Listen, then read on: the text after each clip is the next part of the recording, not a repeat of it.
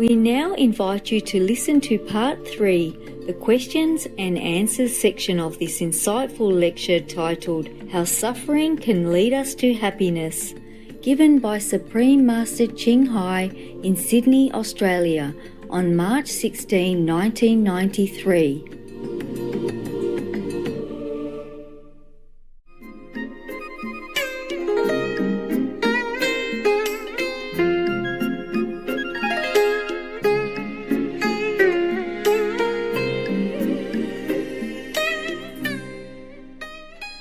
If Allah, Buddha, or Jesus were alive today, would they be greenies? Greenie is someone who is environmentally conscious. Understand. That is the new party which protect the environment, right? Partially, perhaps, yes. You see, we should protect the greenery as much as possible for our own benefit. But we should not become a natural worshipper, whereby every tree worth more than human being. Yes, trees are for human beings. So in case we need them, we should preserve them as much as our space, time, and the population allows. So in that case, probably Jesus and Allah, whoever would vote for that. I'm also a nature preserver myself, and all our practitioners are not allowed to cut trees unnecessarily. Yes, we better see to the situation, where we should preserve and when and how much. As you said, enlightenment will cause us to ignore everything, such as wealth, illness, or a higher position in society. I agree with your point of view about ignoring wealth, but how about illness? We suffer every minute. Illness causes incredible pain and misery. How can we ignore that? We just do not feel so much suffering the way we did before enlightenment. That's all. We will tend to our body as much as we can. We give it as much comfort as it needed, and we give it medical care and all that. Should we have to suffer from illnesses, our patience, our enduring power increases, and therefore the illness doesn't bother us much. I do not say we ignore it completely. It doesn't bother us that much. And even after enlightenment, many of our illnesses just disappear. It is not miracles. It is because our superpower self awaken and regulate some of the misconstructing part in our body and destroy it. So many people found themselves with no more cancer. And even though they were already put on the operating table and anesthetic needle were already admitted to them. But then the doctor found, to their amazement, that no more cancer is there. So he was pushed outside again. So we don't ignore the illness. Illness seems to ignore enlightened people. I have the need to be more spiritual towards all life. How do I react to the negativity around me? If we have a spiritual tendency, then we have more tolerance towards all things, including negative influences and also any negative outlook in life. We'll be more tolerant, more understanding, and also our positive self will radiate somewhat these healing energies, which correct somewhat the negative atmosphere. We don't need to do anything, really. If we are truly spiritual, things will better themselves in some degree. And should that person come to us for advice or want to better himself also, then we will be in a position to tell him what to do or suggest what to do. You said during the course of your talk that once we were perfect, but are not now. What circumstances led us to this situation? We are lost in the circus, and we enjoy so much the circus that we forgot our home. If someone come and just tap us on the shoulder and say, oh, you don't belong here, you have enough now you're hungry, you're cold, you should not stick here, go home and then have some comfort. Dear Master, there is always a fear of the unknown. How can one be certain that the Guanyin method is the right one? Of course, you don't know until you try. But as you see from our outlining principles, you can see that even if Guanyin method doesn't do you any good or you're not certain of the benefit of Guanyin method, one thing you can be certain that it will do you no harm. No harm if you eat vegetarian diet, at least you're healthy. If you don't believe in any spiritual compassion at all, it's proved scientifically that vegetarian diet is healthy for you. Okay, so one standpoint. And the so-called 5 precepts are to protect you from the uneasiness of mind. You should have only a very loving and one-pointed relationship. You do not take what doesn't belong to you, and you do not gambling, which causes misery to yourself and others and your family. You do not take alcohol and to make your mind, your vision blurred, and you do not take drugs. It's not good for you. From all these very apparent so-called material guidelines, at least you know that our teaching, our method, will benefit you somewhat. And from then you start, and you get to know better.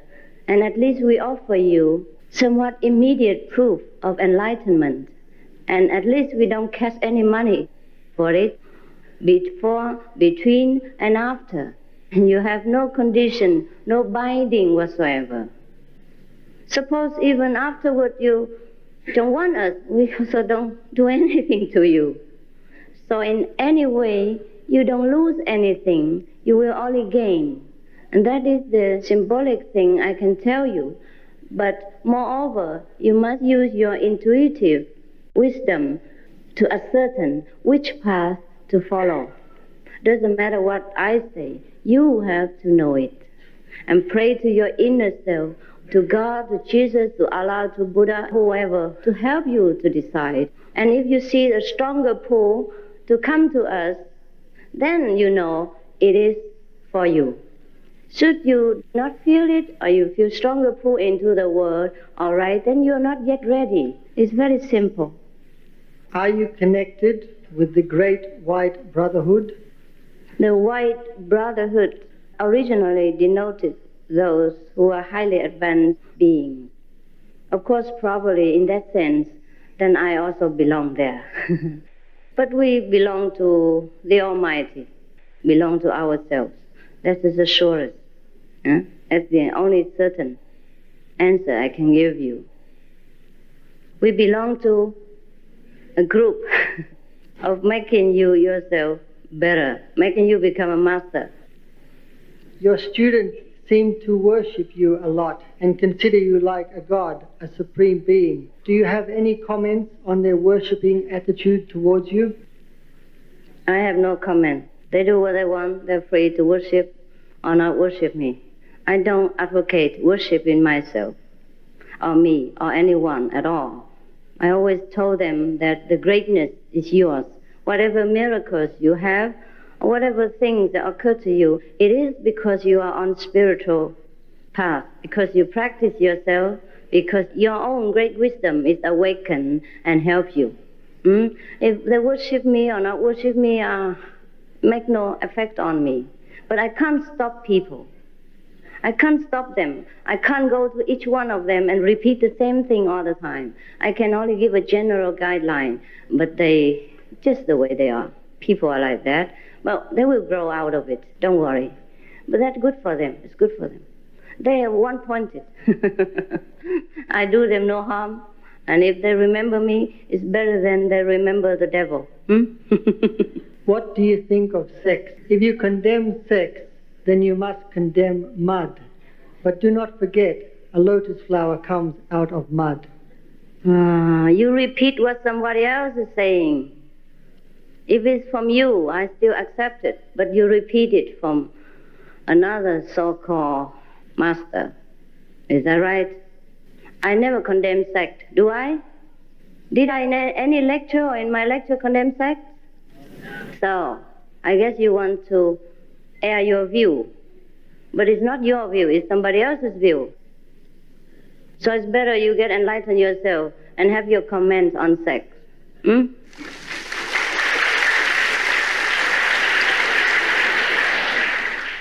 You see, I never condemn sex at all, but I do not advocate teaching or encouraging or always reminding people of sex. These things all the animals can do anyhow. What's the big deal about it? That we have to condemn or worship? I don't think we should even mention it. Never mind to make it a theme of teaching or the important topic. It's nothing important. If I condemn sex, I wouldn't be here. My parents would be dead. And the Buddha never born.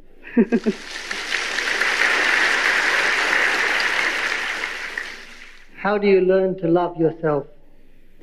Do we need to learn this? After enlightenment, we know that we are all right. That's all I can tell you. It's all right, the way I am. I don't know if I love myself or not. I just know I'm all right.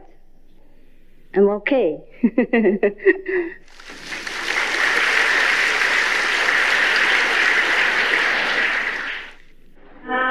I just question from your book, the sample book that I have, page 40, just a query. Never in the Bible have I found a sentence which says, animals are your food. Well, reading from the Bible, Matthew chapter 15, verse 17, Jesus said, are ye also yet without understanding? Do you not understand that whatever goes into the mouth goes into the belly and is cast out into the draught? But those things which proceed from the mouth come from the heart, and they defile the man. It's not what goes in that makes the man unclean, but what comes from his heart. And the other big reference I'd like to turn to is from the book of Acts, which I'm sure you're familiar with. Peter, as you know, one of Jesus' greatest disciples, he said that he went into a trance and he became hungry and would have eaten.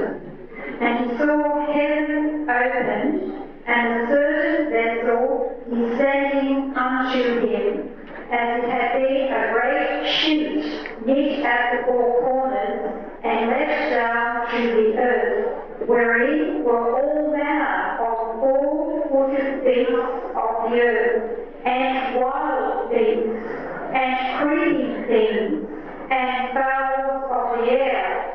And there came a voice to him, Rise, Peter, kill and eat. But Peter said, Not so, Lord, for I have never eaten anything that is common or unclean. And the voice spoke to him again the second time, What God hath cleansed, call not thou uncommon. Thank you. Yes, thank you. In the first paragraph that you read in Matthew, it didn't mention meat at all.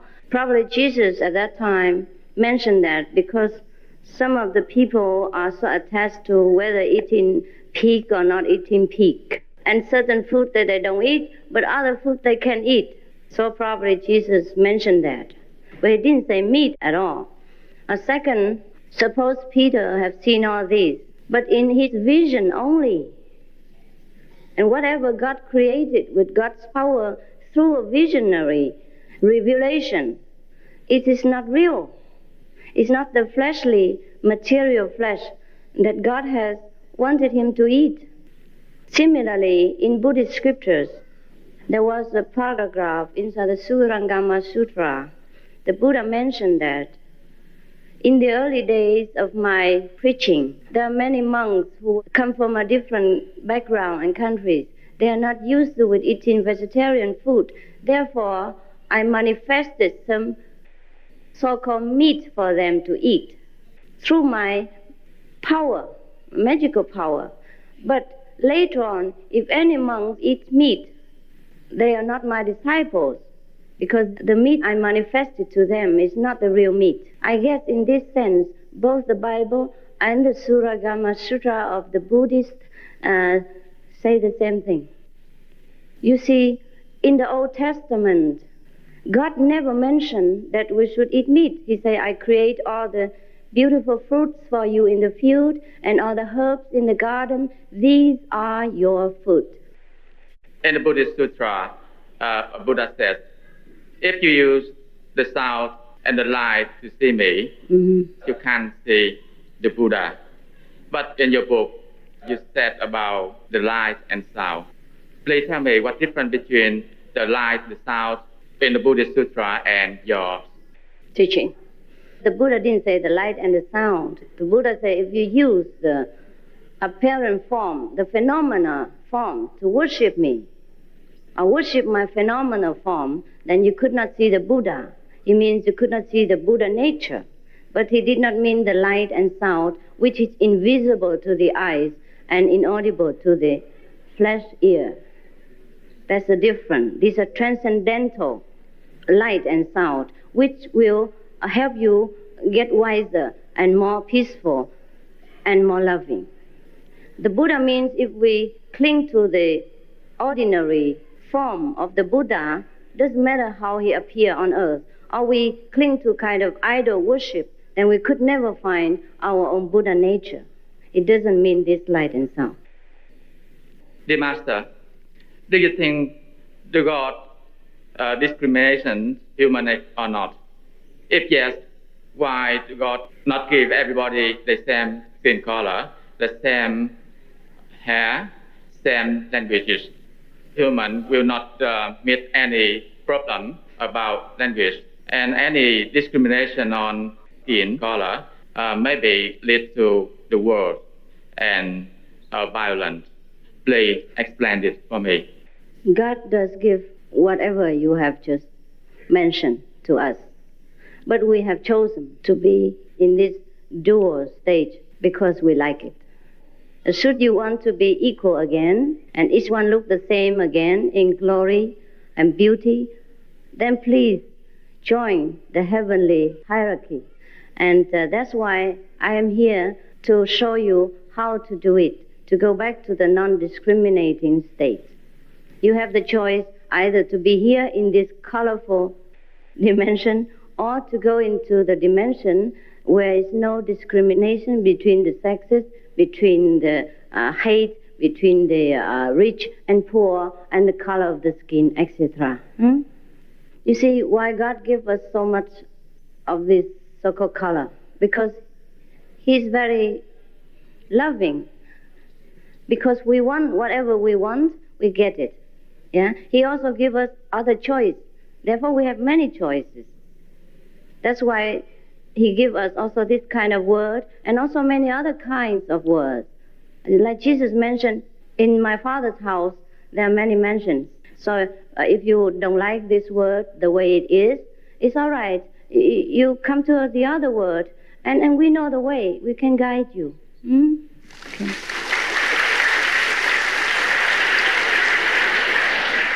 And those who do not like to go to the other world, it's all right the way you are. You stay here and do what you want.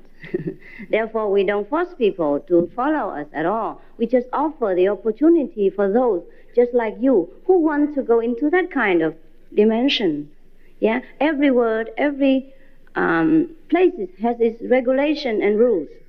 So if you want to abide by that rules and regulation, then you stay in that place. If not, there are other kind of regulation and rules for yourself. For example, the Vietnamese or the Chinese who immigrate to Australia, even though they still so-called Chinese or Vietnamese, they have to abide by the rule of Australian government, whether they like it or not. They should never bother to ask why driving on the left side and not the right side. In my country, I always ride the right side. Why so complicated to ride on the left side? So that's the way it is. If you want to be in Australia, you just do it, make it simple. Right? Please tell me, the Buddha sound is the sound of the music or the word or the voice? Oh, this is like musical. Seems like, but it's not exactly like the music of our world. It's indescribable. It has indescribable effect on us. It's a symbol of the inner wisdom. And the more we hear it, the better we become and wiser we become. Not the voice, not the spoken word. Sometimes it can be, but it's not generally. We want a good result in meditation. Do you think we need to receive initiation from a real master for protection and introduction? If we haven't received the initiation and we meditate, what happens? You see, you have heard many people that had trouble when they tried to meditate alone without an experienced guide. It's a little bit adventuresome. But if you can do it alone, it's all right. You'll find enlightenment if you can do it alone. Just that in the general, it's better to have a teacher. Just like you learn English with a teacher, or you learn playing Kung Fu with a teacher. It's safer, quicker, and save a lot of time, and also save you a lot of unnecessary mistakes and downfall. I have read through your book and your lecture, and we recognize that you didn't discriminate between this religion to another one. You always get some of the word from teachers, from Buddha and another real master. Can you tell me your religion you are using now is make a good relation between some of religion or not? I do not advocate a particular religion anywhere because we have enough religions. And if a Buddhist should adhere strictly to the Buddhist rules and scriptures, he's a good Buddhist already. If a Christian truly lives according to the commandments, then he's a good Christian already. So I have no intention, and also not necessary for me to advocate that you should follow Christian or Buddhist. We have enough churches and temples who teach people to be Buddhist or Catholic or Christian. But we help the Buddhists to get in touch with the Buddha nature, help the Christian to know the kingdom of God, should they desire to know. Should they desire to know. It's only an offering, an offer only, and no condition, no force, no money before and after, no binding involved, and no religious background or meditational experience are required. Absolutely unconditional. If I belong to one religion, such as a Buddhist or Catholic, today I want to receive initiation from you. Do I need to leave my religion? No, you don't need to leave your religion. I told you already. You can go to the church every Sunday or every day. I just teach you how to talk to God directly in your church, if you wish to. Dear Master, I don't believe any religion, but I have done a good job to everybody, and I try to make our neighbor happy, also to my father too. So if we die, can we go to the heaven? Sure you can. Sure you can. This kind of person or the religions teach us to be. Surely you'll be in heaven. But how long it lasts, I cannot assure you. Because your merit is also limited. Because if you're good to one father, maybe in 70 years, then maybe you have 70 years of heaven. And later on, probably we have to go back again and do other merits. But if we are truly enlightened and get direct contact with God while here, then we can ask for anything. And then we don't have to go back again if we don't desire to go back.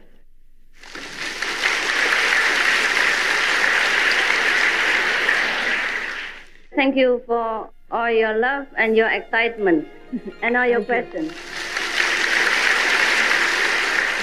You love because you recognize I'm yourself. You are excited because you care. You care about my lecture and what I say. Thank you both. Yeah, I see you around.